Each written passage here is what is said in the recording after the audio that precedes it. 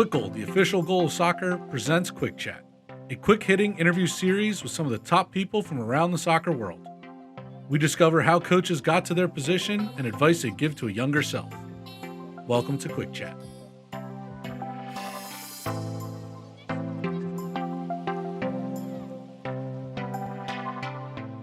Hello, everyone, to Quick Chats. I'm Eric Imler. I am joined today by Nicole Brower, who was the Quick Goal / Club Champions League 2019 Women's Coach of the Year. How we doing, Nicole? I'm good. Thank you. Share with us, Nicole, we kind of like to call it the coaching pathway, how you got from where you might have started, kind of start where you were as possibly a player, to the end of those days to getting into coaching. Tell us that story. Going way back, how I got into soccer, it wasn't the more traditional pathway that I know a lot of American kids play youth and club soccer. I didn't get into soccer until my early teens when my family moved to Italy. Okay. And up until that point, I was an athletic kid. I played all the American sports, but I never played soccer. And we were living in a city in northern Italy that was an hour away from the American base. And there was no other sport to play but soccer. So one of the first phrases I learned was, can I play? I joined in with the local Italians, all boys, because just at the time, none of the girls played. And I started playing and, oh my God, I fell in love with it. It became just a huge part of my life from that day forward. It was a sport that I played. My first full-time job was as a soccer director, which I kept for over 20 years. I actually met my husband on a co-ed soccer team. Oh, both my daughters played. And all through that whirlwind of me playing all the time, I really never considered coaching until my youngest daughter started taking soccer a little more seriously. And the club that she played for asked if I would coach her travel team. So I got my foot in the door as a parent coach. And I was just really fortunate to have a club that was very supportive from the beginning. They, offered me to take my licenses. So I went down that pathway. I did my couple of diplomas with United Soccer Coaches, which was NSCAA at the time, and got my licenses. And after the second year, the club brought me on staff.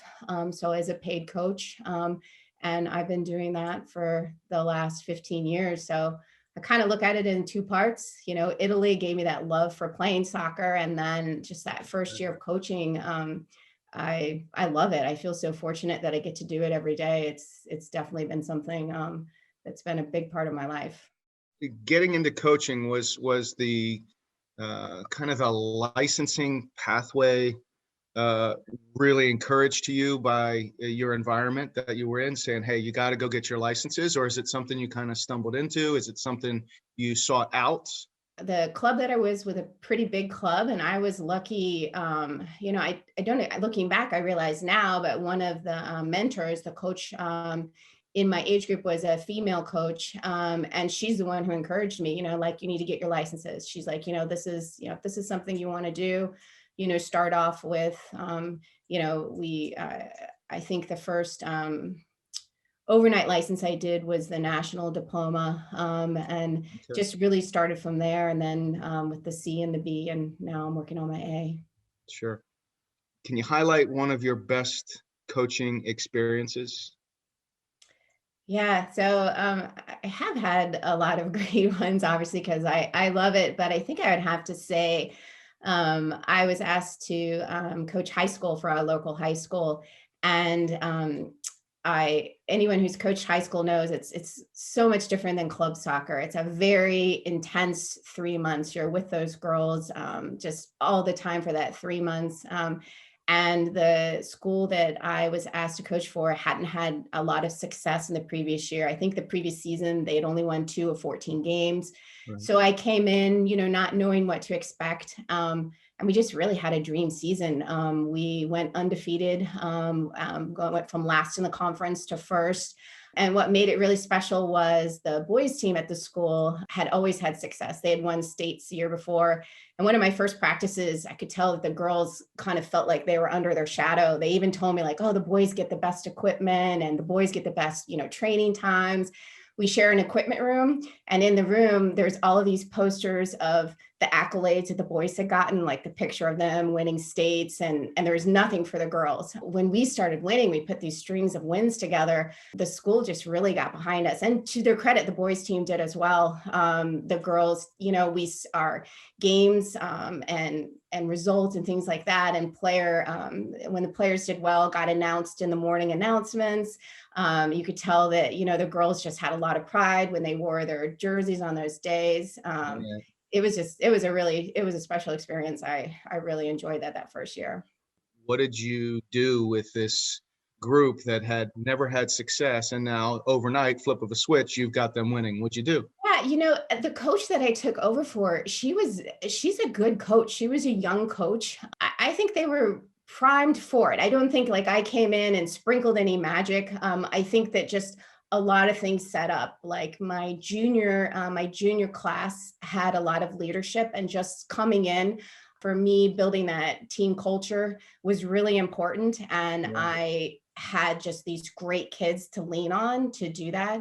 And so I think it was a lot of that, and a lot of, with that team culture and team building, it's having self-belief. Those girls, we started winning games, and that was that belief that we could win. And then when we strung that we hadn't lost it, it was motivating to the girls that they put everything into games. So it was a lot of that. Is there any one tactic that just you knew from the start, hey, I don't know a thing about this team. Before you got your results, we have got to do this. Maybe it's we've got to bunker down a little bit more defensively. Maybe it's we need a second striker up top. Maybe it's we got to utilize our playmaker to get on the ball more. Is there anything you saw that you said, look, it's got to be this way from day one, and this will give us the best chance to get a result?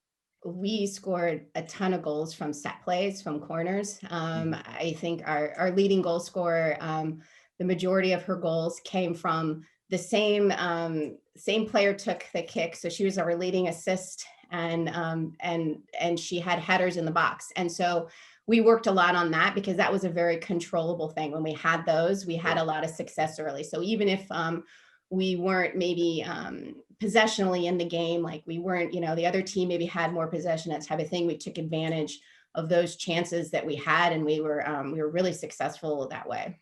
So as you started getting some success, did the players identify it? Maybe I'm sure you identified it earlier than the players did, but then is it something that you kind of brought to their attention? Hey, we are really successful in set pieces. Just look at the last string of games where we've scored X number of goals from restarts.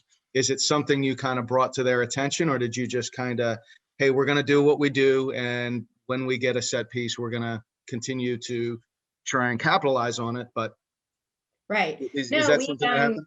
no, we worked on them. We recognized that that was a strength, and in high school soccer, there's a lot of scouting, and so teams knew that. They knew that about us. They knew this is the player that's scoring all the goals. So we worked on plays to get her free, to find her in space, to maybe not play her and play someone else who would be open in space. So it's something that we definitely worked on, and the players kind of bought into as well. Excellent. That's fantastic. Is there just a bad experience, a worst experience that comes to mind? Yeah, I know it is for probably a lot of coaches. It's a recent one, but I have to say, coaching through COVID has just been really tough. And I definitely want to put it in perspective, because obviously it's a worldwide pandemic, and on that end, it's this is just sport that we're talking about. But it has been tough. My team now, they're U13 girls ECNL team. So I have a lot of high achieving elite athletes, and they're 13-year-old girls. They're super social. So when the shutdown happened, we actually were getting ready. We were training for Jefferson Cup, which is a really big tournament here on the East Coast. And 3 days before the tournament, everything shut down. The kids went inside, and I didn't see them back on the field for 4 months.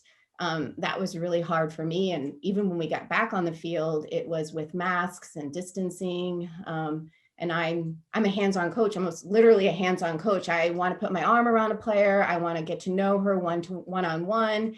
And especially with my new players, bringing them in over the summer, it was difficult, trying to have that connection. I'm big on, as the point with the high school team, I'm big on team bonding and, Yeah. creating a team culture.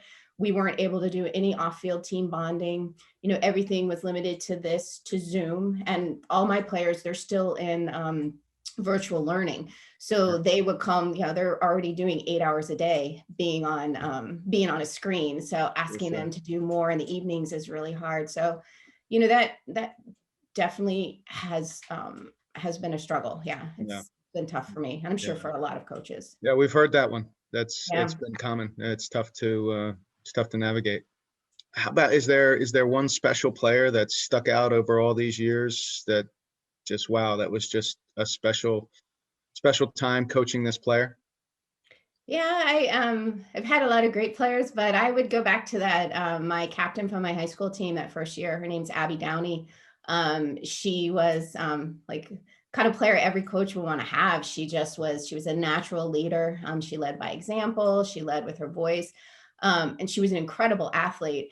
And it's kind of funny. I didn't even realize until her senior year when it was senior night and they announced her GPA that she also was genius. Mhm. Like I think was second in the class, salutatorian.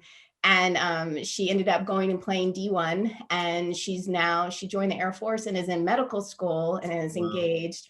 So she's just really, like, she attacked life, and it was really nice to have. And as a coach, we all want those players that, Yeah. she just was the full package, and really made training and being a coach really a lot of fun.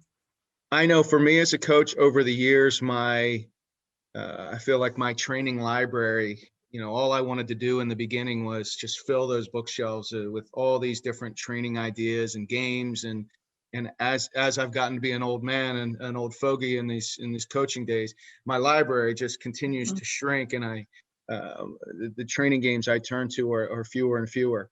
Is there a training game that Coach Brower turns to all the time and is just a favorite? Can you kind of talk us through what that training game is, what it looks like, and more importantly, why? Yeah, I have a lot of games. I like my practices to make sure that they're being competitive. So I think that we play a game. We call it the Barcelona game, just because I like to just name my things so that when I tell the girls this is a game we're going to play, they know what it is. They can help get it set up and everything. And it's a transition game. It's just a quick target transition game where the girls have to control the ball in tight spaces. Mhm. I like I put a big focus on the technical skills, their ability to play out of those congested areas, Mhm. comfort on the ball, just field vision to be able to see ahead. So for me, that game I've always liked because the targets are one touch. So not only, so they're actively involved because as the ball's coming to them, they need to have that vision to see where the ball needs to be going next. Plus they have Sure. to have that run off the ball to connect with the target going the other way. And just a nice shout out to Kwik goal. I use the mini cones for it, which are Okay. great because especially now with COVID, I have to carry everything myself. Sure. I can't let the players carry stuff for me. So I carry those out. And another game I use actually with the mini cones, and this is just a trick that I've done over the years, especially coaching when I coach the younger teams. They come in all the different colors. And somewhere along the line, I got two pink cones. I only have two.